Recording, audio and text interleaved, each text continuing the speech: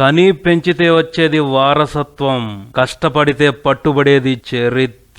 Almost ఈ మాదిరి sounding వినిపిస్తున్నాడు Nani. వివరాల్లోకి వెళ్దాం. నేను మిస్టర్ బి దిన్న కామెంట్. వరసంబడి సక్సెస్ లు పడుతూ పోతుంటే వచ్చే కిక్కు, పెరిగే కాన్ఫిడెన్స్ వేరేగా ఉంటది. ప్రస్తుతం ఆ కిక్కు ని, ఆ కాన్ఫిడెన్స్ ని ఫుల్ గా ఎంజాయ్ చేస్తున్నాడు నాని. కిక్కు పైకి కనిపించట్లేదు కానీ కాన్ఫిడెన్స్ తో మాత్రం పంచుల మీద పంచులు పేలుస్తున్నాడు. ఆ పంచులతోటే తన తాజా ఫిలిం నేను లోకల్ కి కావలసినంత ప్రమోషన్ చేస్తున్నాడు. కాకినాడలో జరిగిన ఆడియో ఫంక్షన్ లో ఇండైరెక్ట్ సెటైర్లతో మంచి సందడి చేశాడు. మిగతా హీరోలందరూ డాన్సులు ఇరక్కొట్టేస్తుంటే అదంతా వాళ్ళ కష్టమే అనుకున్నాను. తీరా చూస్తే దేవిశ్రీ ప్రసాద్ మ్యూజిక్ కారణం అని అర్థమైంది.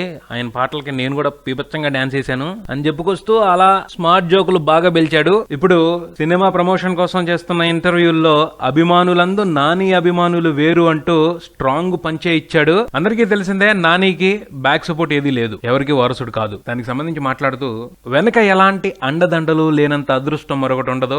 ఎవరైనా వచ్చి సార్ నేను మీ అభిమాని నేను చెప్పారనుకోండి, నాకు తెలుసు అతను నా అభిమానే అని. అంటే నాన్నగారి అభిమానో తాతగారి అభిమానో కాదు, ప్యూర్ గా నా అభిమానే అనే సంగతిని కూల్ గా స్మార్ట్ గా బల్లే చెప్పాడు. ఇది నాని వరుస. తప్పు మాట్లాడటం లేదు, కాన్ఫిడెంట్ గా ఉన్నాడు. అలా ఉన్న వాళ్ళకి వాళ్ళకంటూ ప్రత్యేకమైన అభిమానులు ఏర్పడటం సహజమే. ఆల్రెడీ యూత్ లో నానికి మంచి క్రేజ్ ఉంది. నేను లోకల్ సినిమాతో మాసుకు కూడా బాగా దగ్గరే అవకాశాలు కనిపిస్తున్నాయి. చూద్దాం ఈ సినిమా తర్వాత నాని కెరీర్ కి సంబంధించి ప్రత్యేకమైన మార్పులు ఏమైనా చోటు చేసుకుంటాయేమో. మరిన్ని అప్డేట్స్ కోసం కీప్ వాచింగ్ మారుతి టాకీస్.